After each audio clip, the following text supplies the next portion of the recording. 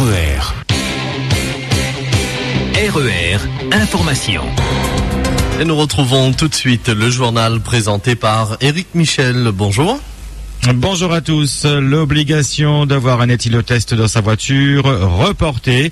L'annonce a été faite hier par le ministre de l'Intérieur Manuel Valls, qui a précisé qu'il attendait les conclusions à ce sujet du Conseil national de la sécurité routière, qui a créé un groupe de travail sur l'alcool au volant. La présence d'un éthylotest chimique ou électronique était rendue obligatoire depuis le 1er juillet dans tous les véhicules, mais en raison des difficultés d'approvisionnement, la verbalisation en cas d'absence avait été reportée au 1er mars de cette année. Leur fiabilité a souvent été remise en cause. Par ailleurs, Manuel Valls a annoncé une baisse de 8% du nombre de tués sur les routes en France en 2012 par rapport à 2011. Cela correspond à 3645 personnes tuées, soit 318 de moins qu'en 2011.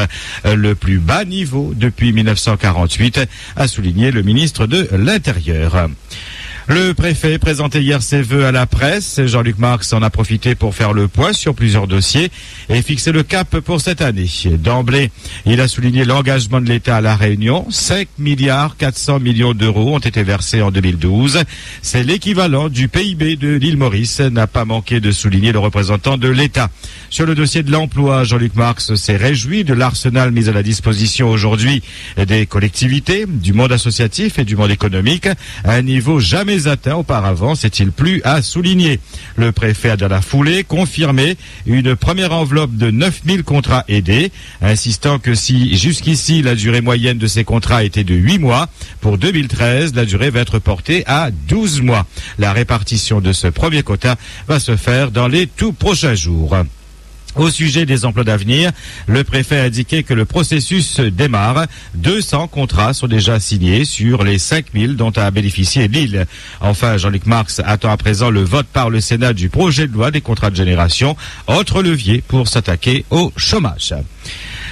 Projet de charte du Parc national de la Réunion, l'enquête publique a pris fin hier, lancée au début du mois de décembre, et alors que régulièrement on entend des critiques sur la gestion du parc, peu de Réunionnais se sont déplacés dans les mairies pour donner leur avis. Le collectif pour le maintien de l'activité au cœur de la Réunion n'a pas manqué, lui, de redire que le projet de charte ne prend pas suffisamment en compte l'humain et qu'il menace l'activité de plusieurs agriculteurs. Le rapport de cette enquête publique sera rendu dans un mois. RER. Un nouveau suicide mercredi soir sur le pont de l'Entre-deux. On en parlait hier matin. Vers 22h, un jeune Saint-Purois de 21 ans a mis fin à ses jours en se jetant dans le vide sous les yeux de sa famille qui tentait de l'en dissuader. Des proches plongés dans un profond chagrin et qui, excédés d'attendre, ont bloqué hier matin le pont réclamant l'élitreillage du corps. Ce qui a été fait vers 10h30. La famille a alors libéré la circulation. Merci à tous ceux qui nous ont tenus informés sur le 3916, le service info RER. Le présumé agresseur d'un gramoun de 84 ans à Toulouse, arrêté de notre île, assisté des gendarmes de Saint-Denis. La section de recherche de Toulouse a interpellé mercredi un jeune homme de 22 ans à Saint-Paul. La victime, qui a survécu à ses multiples blessures causées par des coups de couteau, avait été agressé en fin de journée en pleine rue alors qu'il promenait son chien. Le mobile de l'agression n'est pas encore connu. Le suspect va être prochainement transféré à Toulouse en vue de sa mise en examen. 2 ans après le crash d'un hélicoptère à la plaine des Cafres ayant coûté la vie à Philippe Boulanger, le pilote et le propriétaire de l'appareil ont été relaxés hier par le tribunal correctionnel de Saint-Pierre.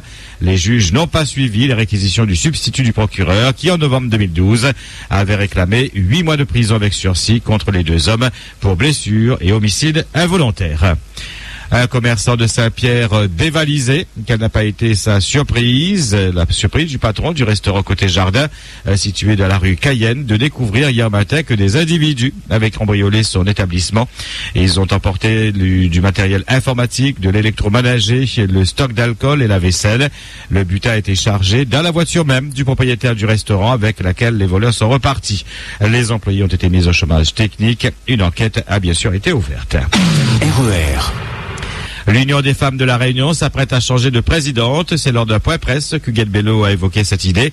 Emmeline Vidotte est citée pour succéder à la députée maire de Saint-Paul à la tête de l'UFR.